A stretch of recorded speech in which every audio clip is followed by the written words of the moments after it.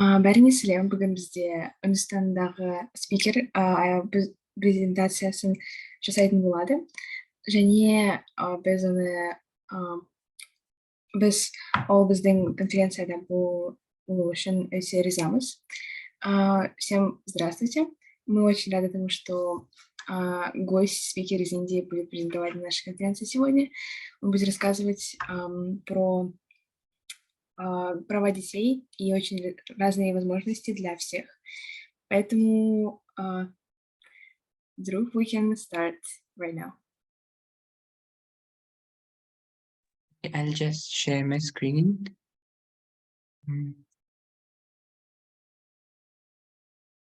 Do tell me when it's like visible.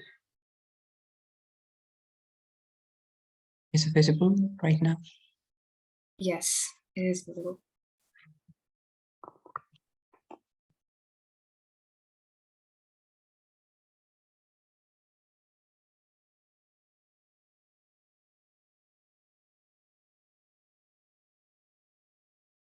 I guess I'll wait a minute more before I start presenting.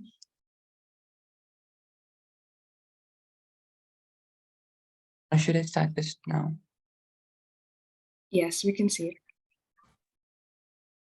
Okay. So thank you, Malika, for having me here. Today, I will introduce you to a very important topic in climate advocacy, which is why is the climate crisis a child rights crisis?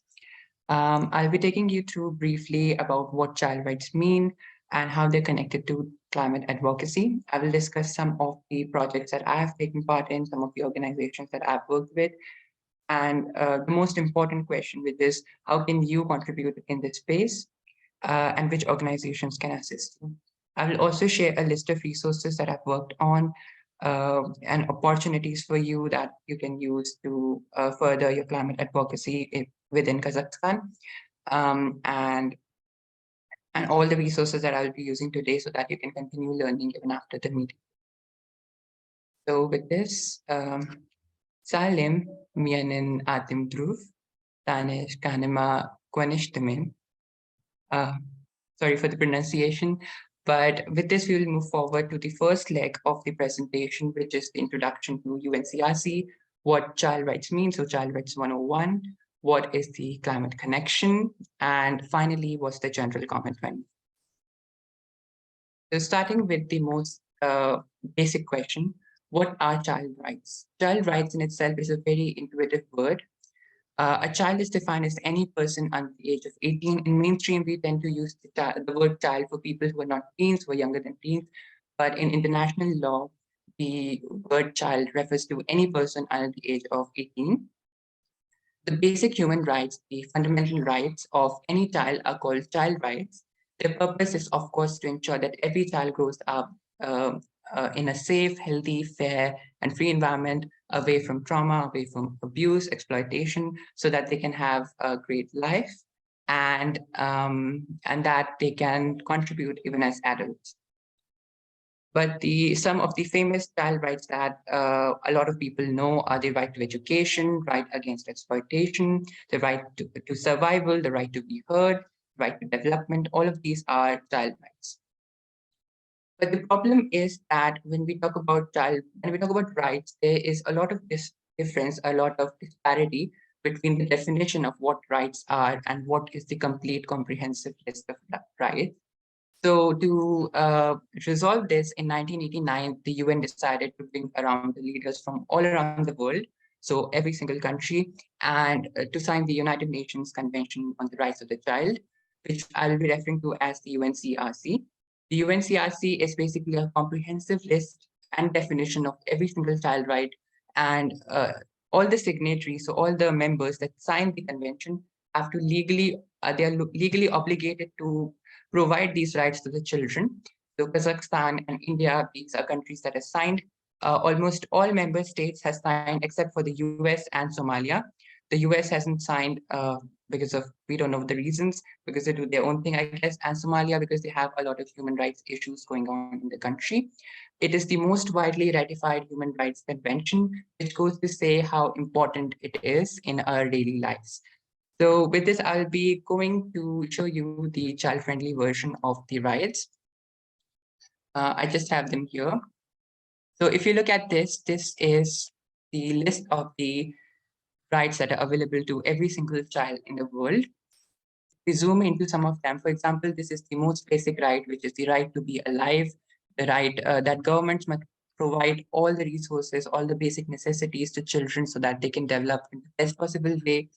Then we have some other rights, such as the right to give their opinions freely, which is very difficult in some countries where there's a lot of corruption, where there's a lot of humanitarian crisis going on. But this is a right that every single child should have.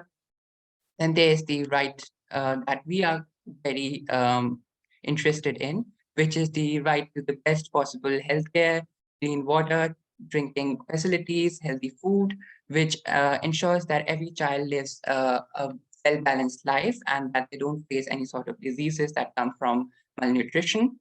And finally, another right that we're very interested in is the right to education. So I talk about this as a fundamental right that we always think about, but this is a right that many children do not have still. So there are more than 2 billion children that are still that are facing the impacts of climate change, that some of them have lost their whole community, they have lost their schools. So this is a right that climate change definitely directly affects. And with this definition, can move forward again with the presentation.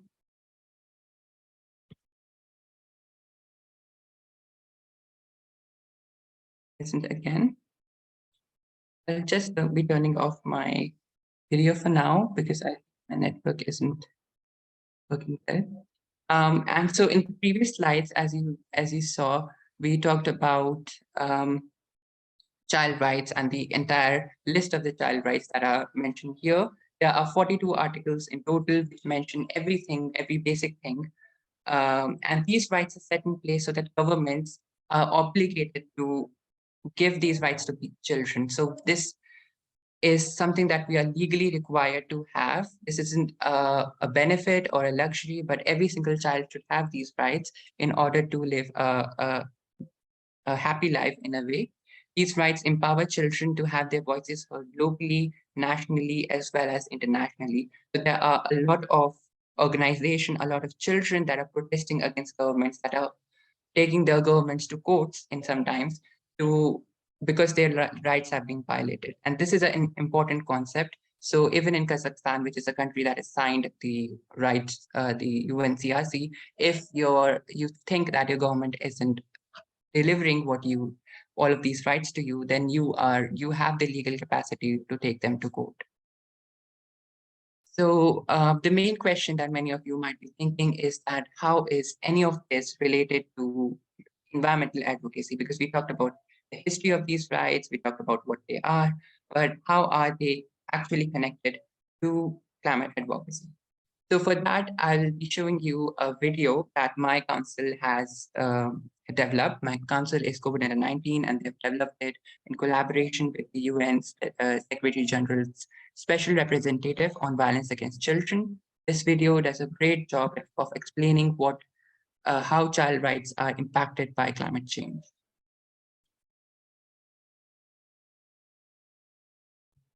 Malika, if you could tell me when it's visible and audible. It is visible, but I'm not sure if we can hear it. Oh, yeah, we can, but it's lagging a little bit. Yeah, let's just try to use this a bit. Yes. Mm-hmm.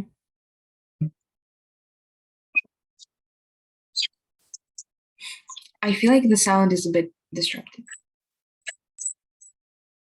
I'm sorry.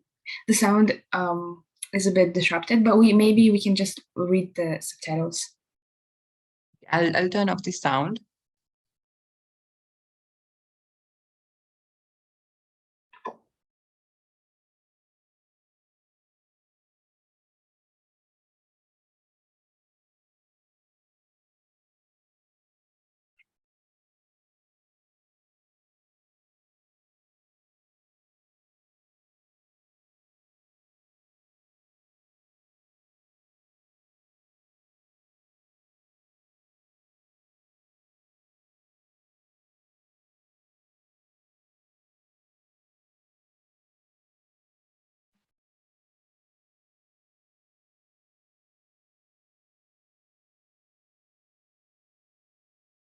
Mm.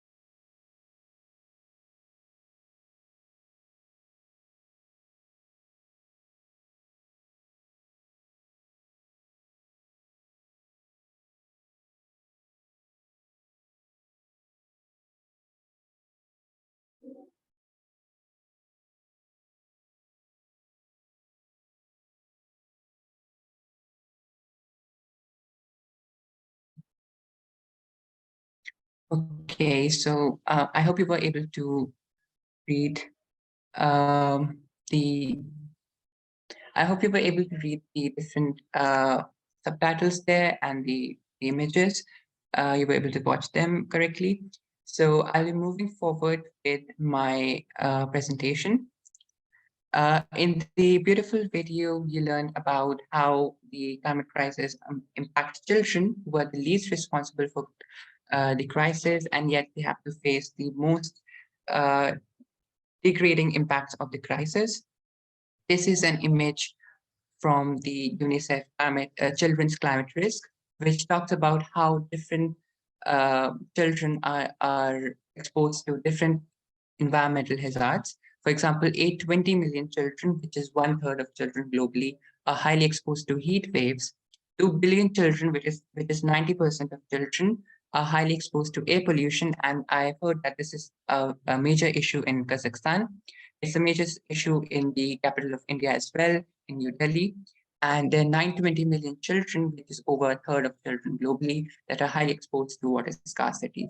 So all of these different climate hazards, all of these different difficulties that children face, it is the responsibility of the governments to actually prevent this from happening. But because they're not doing this, it is a direct violation of the UNCRC, of the convention that we signed almost 33 years back. They are failing to recognize it, they're failing to deliver it. And this is where the child rights issue comes forward. So when we talk about climate crisis, we talk about the SDGs, which is the Sustainable Development Goals. The Sustainable Development Goals are a set of goals that we need to achieve by 2030.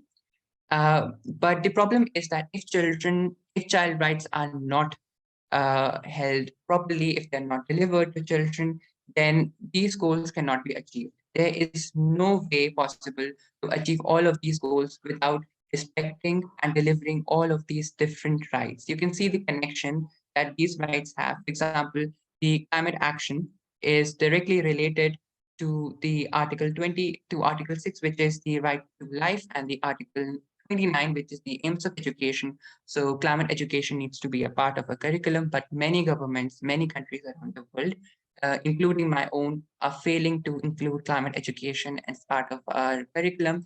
They're failing to provide children the very basic right of survival. So without these rights being achieved, we cannot uh, achieve this goal. And similarly, all of these different goals cannot be achieved if we do not respect these rights. So I have an activity for you to better understand how the climate change impacts child rights. If you see on the screen, you will see that on the left side, there are a series of climate issues, and on the right side, we have different child rights. We need to see which issue impacts which right. For example, here we have children have developed illnesses and disabilities because of high levels of pollution. This is against the right to health. But again, this is also against the right to adequate standard of living, because if you're ill or if you become specially able because of a climate issue, then it's a violation of the adequate standard of living. You cannot live your life the same way that you lived before. So if any one of you wants to give it a go, please be free to like unmute yourself or type it in the chat. So yeah. I think I can start. So the first one, the first issue, a tornado has destroyed entire schools and homes. I would say it can fit the right to education, and maybe That's true. yeah, and then the right to an adequate standard of living, perhaps. Mm-hmm. Yes, so that's really a very nice start. Okay, if someone wants to also go next, you can do it.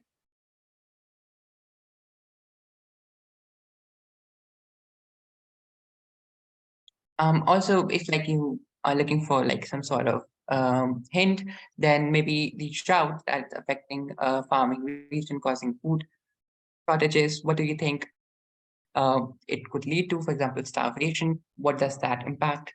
Does it impact health? Does it impact standard of living? There are many different rights that are impacted by the same issue.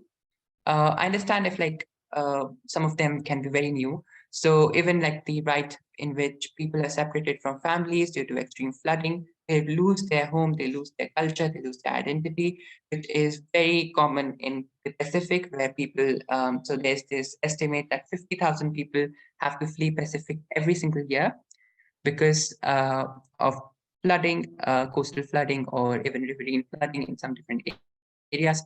And that is why they lose their homes, they lose their culture, and they lose their identity in a different country. If they do survive and reach another country, sometimes they lose their lives in the journey itself. So you can see how these different rights are impacted by the same issues. It can impact so many of these different rights. But I'll be sharing this document with Malika later on as well. So if you have any ideas later on, you can share it then as well. But for now, let's move on to the situation in Kazakhstan. So these figures are based on the UNICEF's Children's Climate Risk Index, which rates countries based on how the children in each country are at the risk from environmental hazards. So for example, Nigeria over here somewhere down there basically is the country where children are at an extreme risk from the different environmental hazards.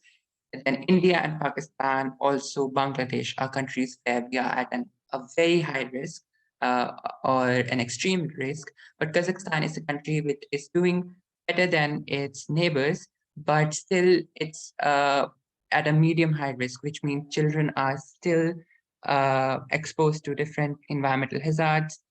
like water scarcity and air pollution, even heat waves, I read.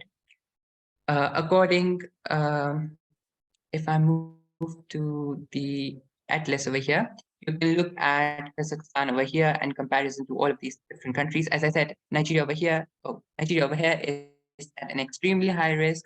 India and Pakistan are also at a high risk, but Kazakhstan is at a medium high risk.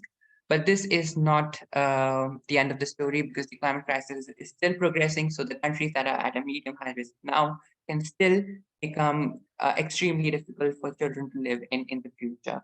So, and from what I've read about Kazakhstan as well, there's still a lot of room for development in terms of child participation in climate action and interactive climate education for every child.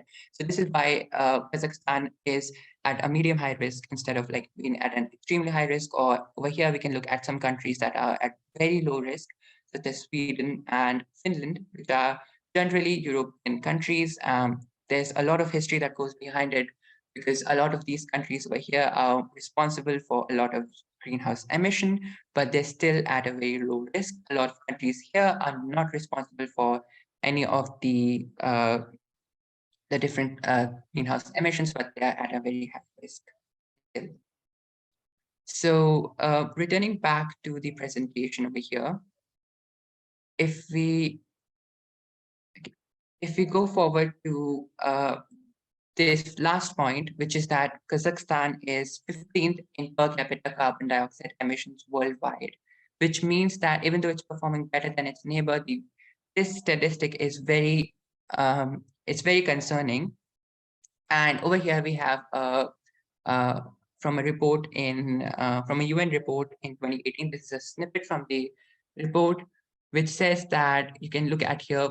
It says that over half of the children in the age group of 0 to 1 show disease incidences that respiratory diseases that originate because of air pollution, whereas for under 5, this figure rises up to 63, which is a huge amount.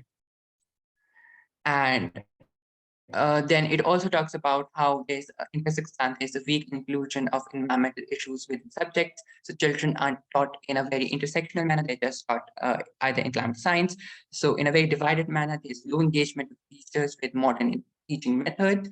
And there's no inclusion of children in design and child participation, and no child sensitive indicators, which means that when the reports come out, there's no specific information about children, which is the most vulnerable group to climate hazards. And this can lead to a lot of misinformation, a lot of lack of information, as well as uh, no intergenerational partnership, because children are not included. So now we will move forward to what is the General Comment 26. So GC 26, or General Comment 26, basically, as we learned before, the UNCRC was signed in 1989, when climate action and child-led movements were not as significant as they are today. Moreover, the world has changed so quickly, as we learned in the video, that children today are at a much higher risk from governments that are not taking any action. The General Comment 26 is an attempt by UNCRC to bridge this gap in the guidelines and recommendation to governments for protecting child rights. There's a very nice resource available by the General Comment 26 itself, wherein they explain the whole concept that the environmental crisis is a child rights crisis. Children and young people are being forced to leave their homes. They're missing out on schools. You can see sometimes the climate events, especially like tornadoes and cyclones, they destroy schools. They're losing their lives, children and young people, but children and young people are still demanding action. You can look at many of the young heroes that are calling against their governments. They're marching, they're protesting, they're taking action online. I saw in Malika's webinar where she talked about all of those different Instagram posts, which were quite appealing. So children are taking action that way. They're using tree plantations, they're using art, and the UN is listening to the calls of children and young people. So they're building guidelines for countries to protect child rights that are impacted by environmental harm. The significant guidance is actually the General Comment 26. So a compilation of everything that children say, or what child rights organizations say, all of those combined together is what forms the General Comment 26. It will hold governments accountable when they violate children's rights and strengthen environmental action. So an opportunity for all of you, which is open till 15th of February, so just 2 more days, is that you can go over here in the consultations and you can get involved. So you can basically write about what you feel. When you click over here, it will open a form for you. You can write about what you feel, which is not being done in Kazakhstan, what problems that you feel as a Kazakh person, what do you think that your government should do, and your unique experiences and problems, basically, that will help the Kazakh government to basically provide better guidelines, provide better facilities to you so that your rights are respected. And with that, we'll move back to the presentation again. Now, I'm reaching towards the end of my presentation now. I'll be talking about what my work has been in the climate advocacy journey. So I started my journey in class 7. So in 2017, when I was in class 7, as I said, I love creative writing. So I started by entering an international essay competition, which is called the Trust for Sustainable Living Essay Competition. The Trust for Sustainable Living is a charity based in the UK. I'll just share the page over here. And they run international debate, essay, and video making competitions. You can look at the international essay competition. Sadly, the deadline for this year is over, but you can still participate in November in the Sustainability Video Making Challenge. And so all of these different questions are to basically incite young people and make them aware and make them engaged in this space. So last year in 2022, I won the senior and grand prize for the competition. You can see my essay over here, which was on the topic of why social inequality has to be addressed for solving climate crisis. I wrote about educational and intergenerational inequality. And as a result, I was invited to give a panel at the SRI, which is the Sustainability Research and Innovation Congress 2022, as well as in the TSL Partner Power Summit. I won't be playing it because it's quite long, but so this was the panel that I took part in, which is again an idea for you to basically do something like that in your own communities. As part of the debate competition, which I participated in, we created a video. I'll be turning off the sound. We created a video as the team presentation, and we shared it with the judges in the debate competition as well. So you can see all of this was created, produced and planned by children, people under the age of 8. Apart from this, I also serve as a child advisor in a council called COVID Under 19 International Advisory Group, and it is powered by the Swiss NGO called Terre des Hommes. We develop all different kinds of resources and meet each week with various inspiring organizations and institutions, such as the UN Office of the High Commissioner of Human Rights and Child Rights Connect, to discuss about various child rights and various compounding crises, such as climate change. You previously saw the video over here. Sadly, we could not play the sound, but in the video, many of our child advisors were talking about the different issues. You read the subtitles about it. And this is another one of our projects. This is an open letter that we wrote to the UN Secretary General over here. So we wrote about the inclusion of children and child representation in climate advocacy, as well as why children's views matters. You can read, I'll be sharing this link with Malika so that we can share it later on. And all of the different topics that we talked about. We talked about the different resolutions and a common agenda, which is a very important topic in child rights as well. So again, all of these were endorsed by these different organizations. So we reached out to these organizations and they happily endorsed it. And then we sent it forward on International Children's Day to the UN Secretary General. Written back, here we are. Oh, wait. Okay. So I also run a water and culture-based startup here in India, in my state, Uttarakhand, for which we won the SDG Goalkeeper Award for the SDG 7, which is the SDG on clean energy. And as Malika discussed during her own webinar, I'm also part of the Future Blue Youth Council, and I'm working on the fellowship, which council grants to all of the different environmental-based projects. I am currently working on a blog as well as mentoring a project from Florida, which is on river cleanups. So basically, we can even fund your projects if you do wish to start anything here in Kazakhstan. And of course, you can enter the Bauxite Ocean Awareness Contest, where you can basically get paid to be creative and raise awareness. This brings me to my final and most important project, I think, which is the climate resource list. It is a living climate resource list with all the resources from various organizations, opportunities for children and young people, and even other grant opportunities other than the Future Blue Youth Council Fellowship. I'll be sharing the list with you here. So you can see the different resources that are available here. We have everything from climate magazines to climate websites, interactive climate resources, such as climate models, even which can help you visualize and learn about climate change in a fun way. All of these resources, if you click on them, you will be directed to the pages. There, I think I can share the interactive climate resources. So there's a game for change, which is a climate change oriented game. And there's this really nice simulator in which you can basically toggle through the different options and learn about what impacts the global temperature increase. So for example, if I tax coal, you can see that the temperature increase would decrease over here by a certain tenths of degrees over here. And you can check about various different issues that impact and how they impact climate change.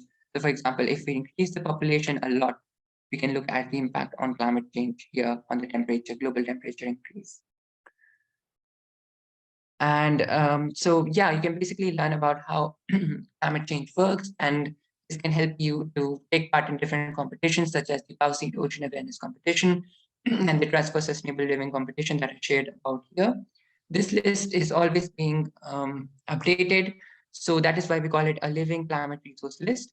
So you can always come back to it every single month and you'll find some other resources. Right now, we have around 44 resources that are available to every single child. And if you go forward to the, I think you can go to the Bauxite page. I think I'll have to return back. So if you go to the resource studio on the Bauxite website that Malika shared, you can find even more resources that are available for people over the age of 18. You can also go to the gallery where you can view different art pieces or poems like this one that I submitted in 2021, which can basically inspire you to create your own. So this was the poem that I wrote in 2021. It's about water insecurity and casteism in India. So it's about social issues and how they impact climate. And yeah, towards the end, I see that the meeting is going to end as well. Yeah, and we have a question in the chat, so maybe you can answer it. Yeah, I'll be answering that. If you want. I think we should switch to like to a different, yeah. Yeah, because there's less than 1 minute left. Okay. So whenever you share. Yeah. Я сейчас отправлю всем ссылки, поэтому смотрите в чат.